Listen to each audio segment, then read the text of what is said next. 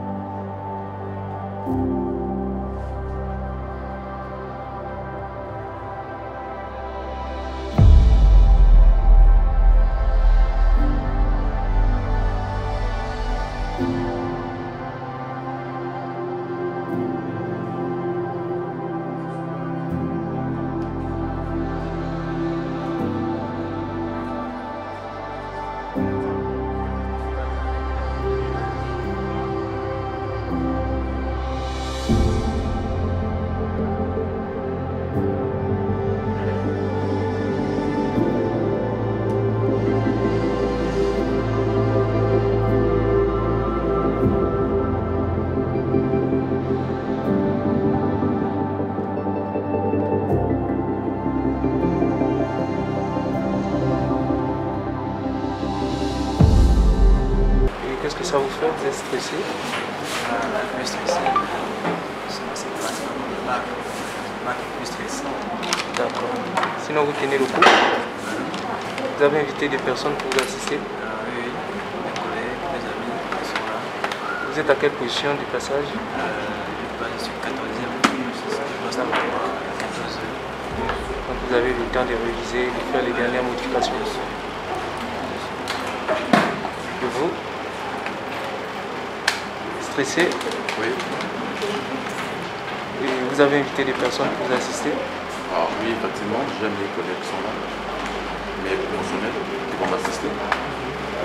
Mais les parents, proprement dit, non. Pourquoi? Je n'en ai pas écouté. Parce que ça vous stresse, leur présence? Avant que je n'arrive, ça me stressait. Mais depuis que je suis arrivé dans la salle de soutenance, honnêtement, je me sens plus ou moins fort. D'accord. Et vous allez présenter quel prototype? Je suis au 7e passage.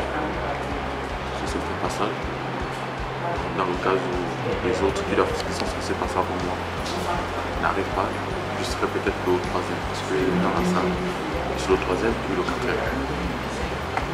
D'accord. Et quel prototype vous allez présenter aux membres du jury? Comment? Quel prototype vous allez présenter aux membres du jury? Bon, je vais présenter, on appelle ça, un système de suivi des recrutements des cas de bancaire. C'est un logiciel dédié aux agents de la SOL, aux régies financières.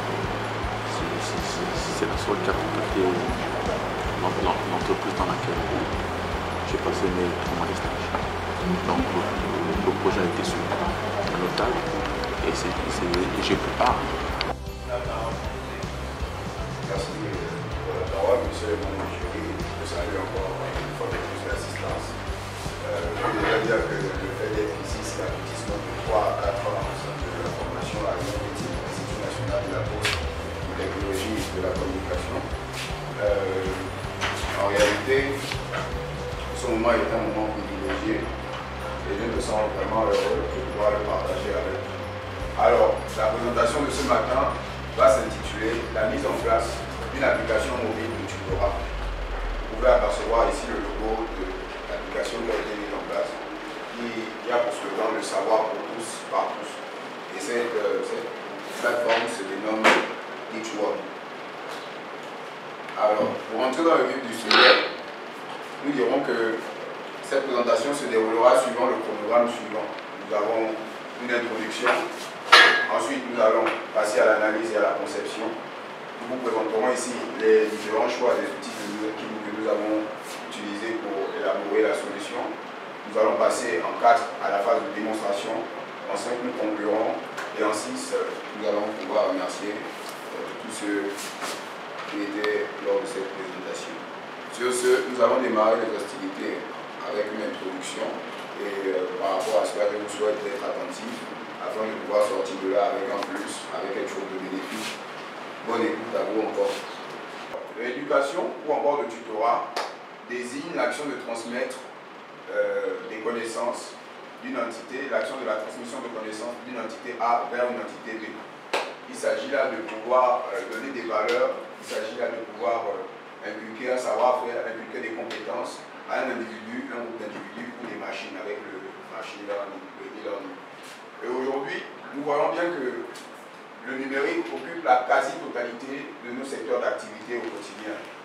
On la retrouve aujourd'hui au cœur de tout ce qui se fait au niveau de nos organes de direction, nos organes de transmission et même dans nos organes d'exécution.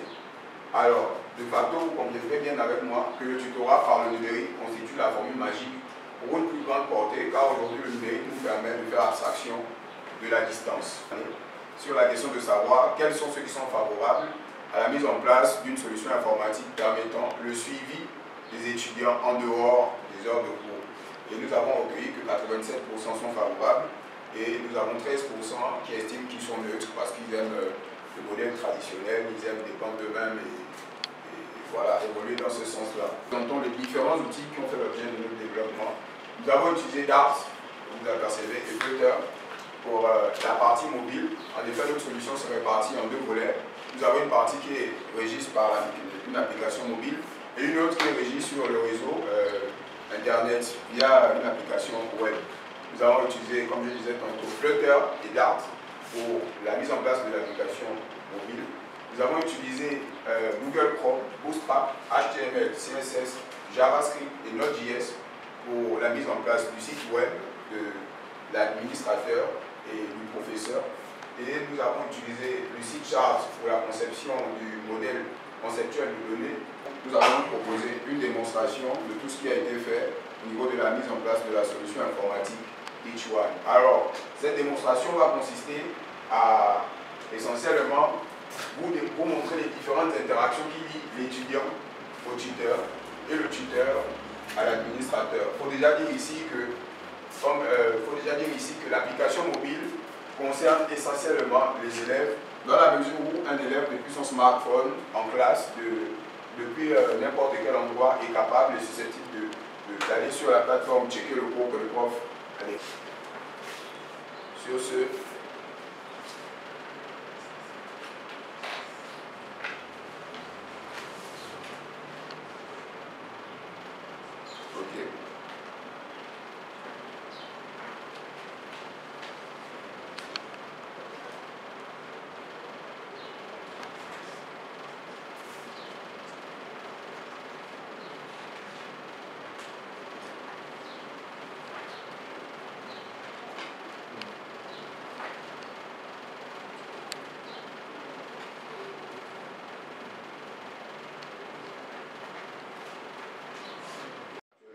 il a un tableau de bord. Sur le tableau de bord, on retrouve le logo, l'emblème de la plateforme. On retrouve le total des élèves en charge. Il a 8 élèves en charge. Lors de notre phase de test, nous nous sommes permis d'implémenter ces fonctionnalités-là en faisant des essayages à chaque fois. Et il a le total d'élèves en attente. Ici, il a sa messagerie, la messagerie qui lui permet de converser avec les étudiants par rapport à leurs difficultés. Et en bas, on a un petit tableau de statistiques qui lui permet on a l'onglet Curriculum Vitae qui lui permet de voir son CV, si toutefois il a l'obligation de modifier et tout ça, qui lui permet aussi de voir le nombre de messages qui lui sont adressés sur l'interface tableau de bord de l'admin. Alors, il y a l'option créer un cours. Comment est-ce que ça se passe? Comme vous pouvez l'imaginer, sur cette interface, le professeur est capable d'ajouter un cours. Donc ici, il va pouvoir mettre un type de cours, langage d'art par exemple. Bon, là, je l'ai déjà implémenté. Il va pouvoir mettre une description, dire en quoi est-ce que consiste exactement le cours et quel est le but visé. Il va pouvoir télécharger le document. Donc là, c'est un bouton avec un type input file qui va récupérer tout type de fichier et il va pouvoir ajouter le cours ou l'annuler. C'est selon lui. Et là, il y a la liste de tous les cours dont il dispose avec le bouton action qui lui permettent de voir les détails, de supprimer tout ça. En gros, on se retrouve ici avec le cours JavaScript, la description, il peut visualiser le cours et là-bas dans le bouton action, il peut décider de le modifier ou encore même de le supprimer au niveau du professeur. Alors, en ce qui concerne l'admin, désolé de l'avoir oublié, j'ai oublié l'onglet des étudiants. Ces étudiants, le principe est simple. Lorsqu'un étudiant arrive sur la plateforme Teach One, il fait une demande de tutorat lors de son inscription. Il a l'opportunité de mettre toutes ses qualifications en jeu et l'administrateur, au vu et au su de ce qu'il verra là-bas, pourra décider de bloquer ou de débloquer le professeur. Là, il est amené à décrire à nouveau sa difficulté parce qu'il n'a pas encore été accepté par le tuteur.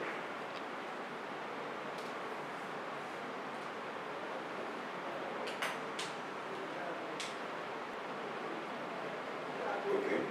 Là, il est sur le compte de M. Bounel Josny et il est censé décrire sa difficulté pour faire une demande. Mais comme il a déjà fait une demande, monsieur l'a déjà débloqué la loi. Donc je vais simplement ici accepter sa demande. Non, je pas. La relation que vous avez, je ne comprends pas pourquoi vous avez mis des relations entre les différents cas d'utilisation. C'est-à-dire je vois une identification qui est en relation avec accès, qui est en relation avec accès à la liste des étudiants. Vous avez beaucoup de choses. Oui.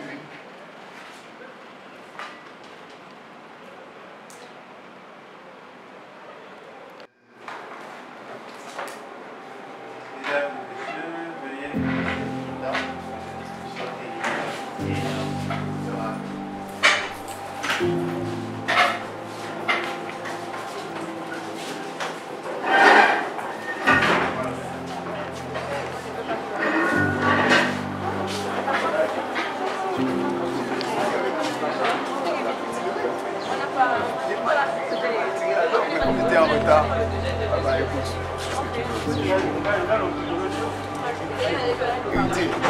Héritier. Madame, ça va? Ça va. Tu filmes toujours? Je filme toujours. Ah ok.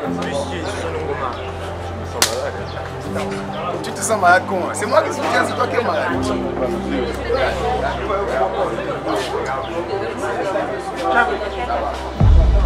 Non, les enfants de la tête,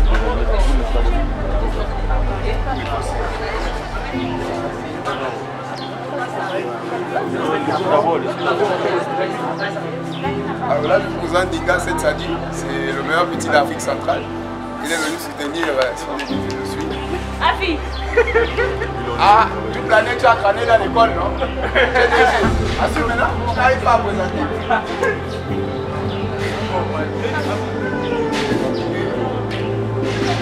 Un commentaire.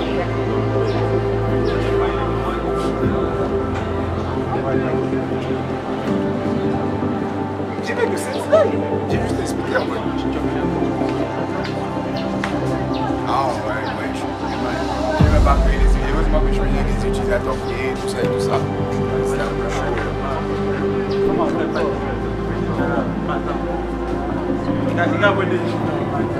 Trois pièces, mais c'est le seul qui me commande. Alors on dit quoi? Moi fais. Tu as invité tous les gens qui ont gagné.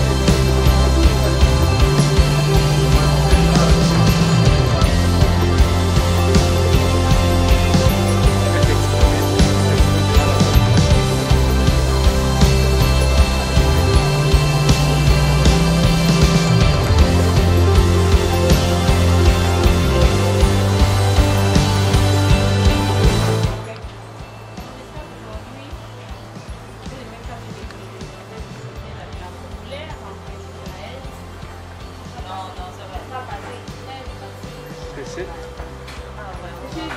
Comme c'est la première fois aussi. Mon cœur va sortir de ma bouche. Sinon après le passage là ça va. Hein?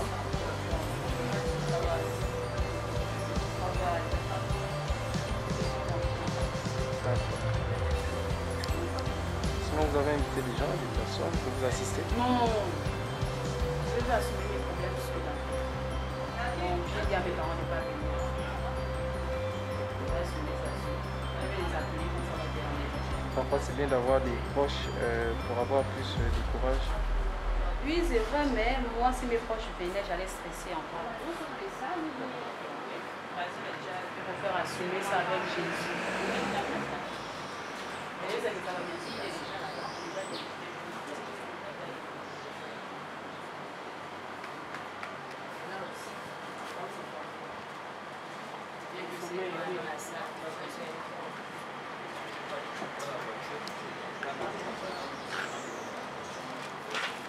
Oh, l'autre frère m'a parlé. C'est où?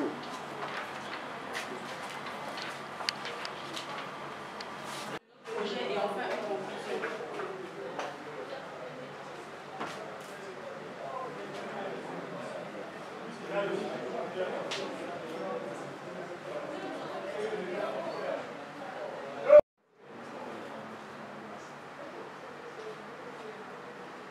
voilà, nous avons l'interface de configuration de PF5.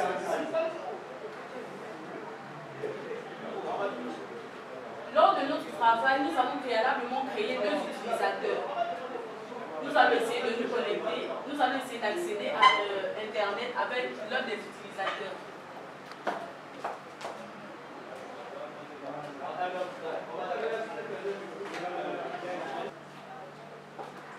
Voici les utilisateurs préalablement créés. Nous allons tenter de nous connecter à Internet.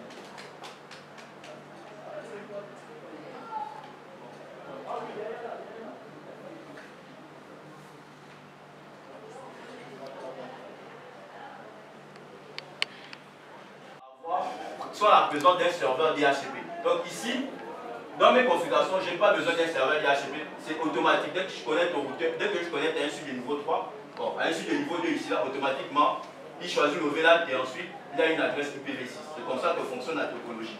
Donc, les configurations, donc on va commencer d'abord par faire un showrun au niveau du suite de niveau 3. Donc, showrun ici, c'est pour aller les configurations qui sont embarquées sur l'équipement. D'accord. Donc, comme je disais, je tiens à rappeler encore que le but de mon travail, c'était la double pile IPv4, IPv6. Donc, c'est ce qu'on va déjà vérifier. Est-ce que nos équipements ont la double pile IPv4, IPv6? Donc, je tiens à dire qu'on s'abstient de tout ce qui est IPv4. Voilà.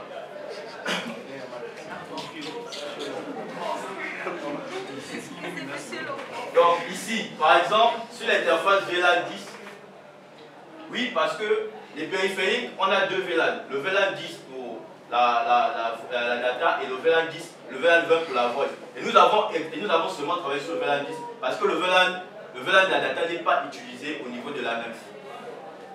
Et donc ici, au niveau du VLAN 10, comme vous pouvez le constater ici, vous avez ici une adresse IPv4 et ici vous avez une adresse IPv6. Et ici vous avez le protocole qui est implémenté au niveau du réseau de l'administration gabonaise, le protocole OSPF. Et donc ici nous avons considéré le protocole OSPF V6 au niveau de chaque interface qui est directement connectée à un équipement. Donc on aura le protocole OSPF au niveau des interfaces ici et ici. Ici on a un ACE, peut-être que certains se demandent ça fait quoi ici. Ici c'est l'accès Internet qui est au niveau de la NEF. Et ici, bon, nous n'avons pas configuré tout ce qui est accès à Internet, nous voulons juste vérifier la connectivité. Et au niveau de l'ACE, on suppose que ici, on a ce qu'on appelle un serveur qui est tout en IPv4. Il n'y a pas d'IPv6 derrière. Et ici, vous avez un serveur qui est tout en IPv6. Il n'y a pas d'IPv4 derrière. Maintenant, on veut tester. Est-ce que si on attaque un serveur qui est en IPv4, ça va fonctionner? Est-ce qu'on attaque un serveur en IPv6? Est-ce que ça va fonctionner? Donc, on va commencer par faire le test au niveau de suite de niveau 3.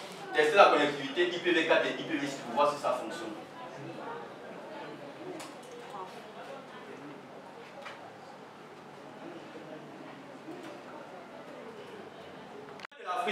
Afrique, par exemple, en janvier 2012, a publié un rapport, en janvier 2012, en janvier de cette année bien sûr, a publié un rapport dans lequel il disait qu'on est passé à la phase 2 de l'épuisement. Il reste encore un certain nombre d'adresses, mais ils ont recommandé justement aux institutions de ne pas utiliser beaucoup d'adresses. Voilà, c'est un peu ça. Et au niveau du Gabon par exemple, on a encore une plage d'adresses assez importante qui est inutilisée. Mais s'il faut migrer, ce n'est pas parce qu'il y a un manque d'adresses au niveau du Gabon, pas bien sûr Gabon, c'est parce qu'il faut arrimer aux normes internationales. J'expliquais tout à l'heure quelque chose, c'est que au cas où par exemple Google décide par exemple que tous leurs serveurs sont en IPv6, nous qui sommes ici au Gabon, si on est toujours en IPv4, on ne pourra pas communiquer avec Google. Et donc on va se retrouver dans une période peut-être ce qu'on avait dernièrement où on interroge Google et on ne peut pas communiquer avec Google. Donc grosso modo c'est un peu ça ce que je peux dire sur la migration de l'ANEF.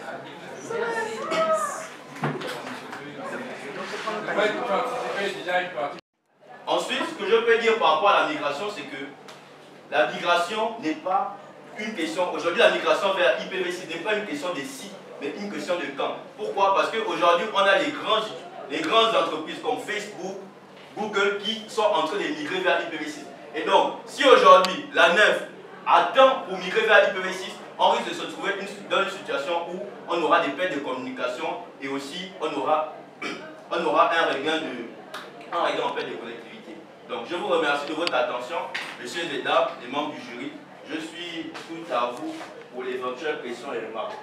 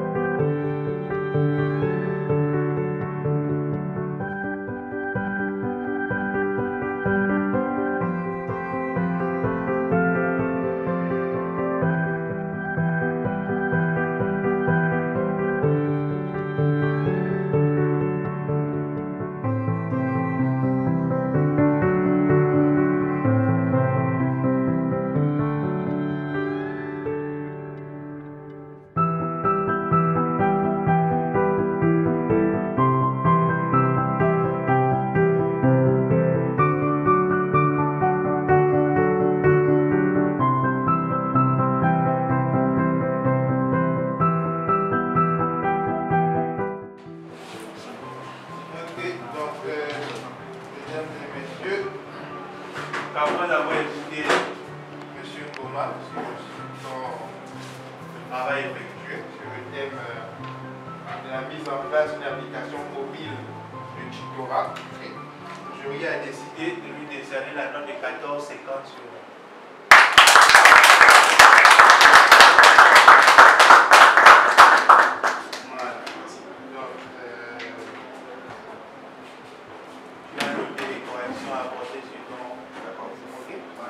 Donc il faut bien revoir parce que tu es en licence professionnelle, en licence 3, troisième année, génie informatique en fait. On attend de vous en fait que vous produisiez du contenu de qualité. Quelque chose d'assez quand même un peu plus lourd. Ok? Voilà. Comme tu as noté, on fait des corrections sur ton machine. Ok?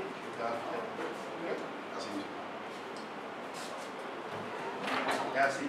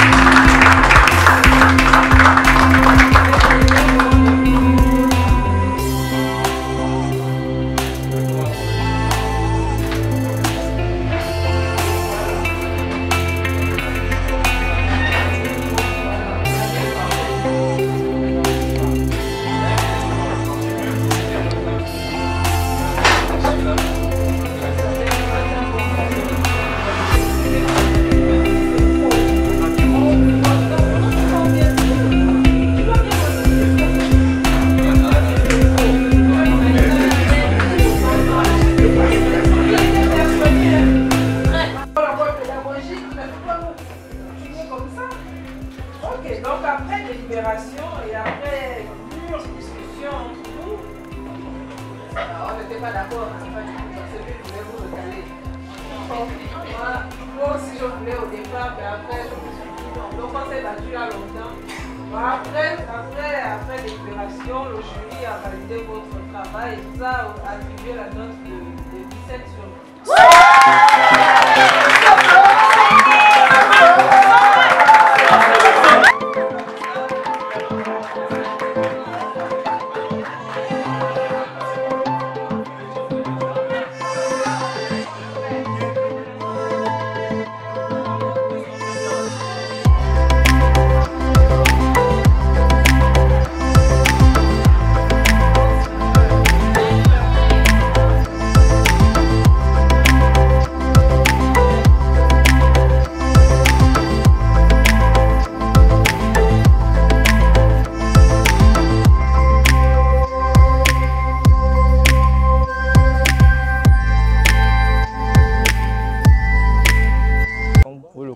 Je viens à peine de soutenir pour le diplôme pour mon DTS.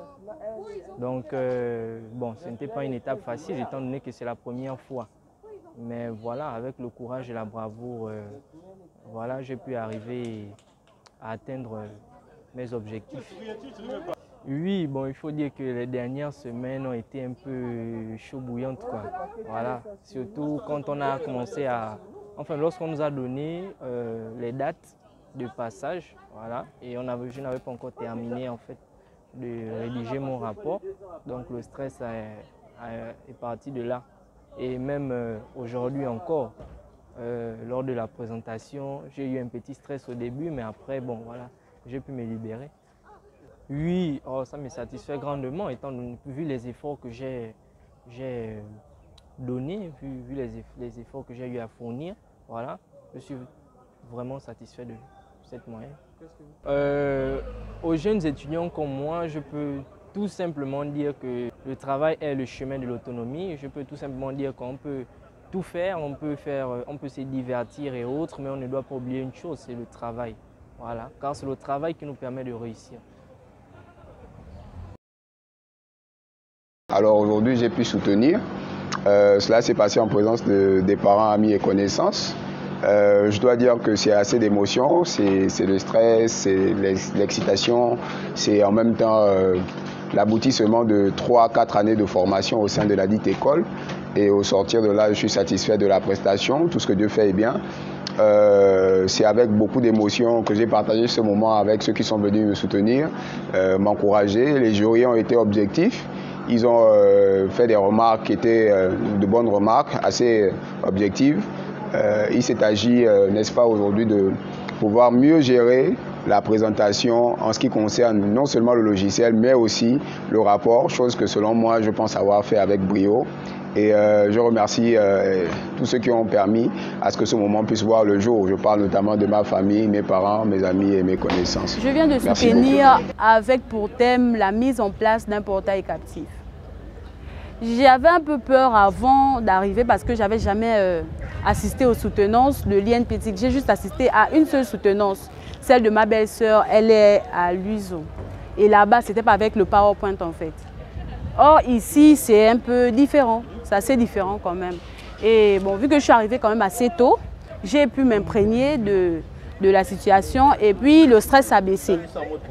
Mais maintenant, pendant ma soutenance, il y a eu un petit souci en fait. J'ai perdu mon téléphone qui était mon point d'accès. Mais par la grâce de Dieu, tout s'est bien passé et puis je suis diplômée. Bon, oui, je suis énormément satisfaite.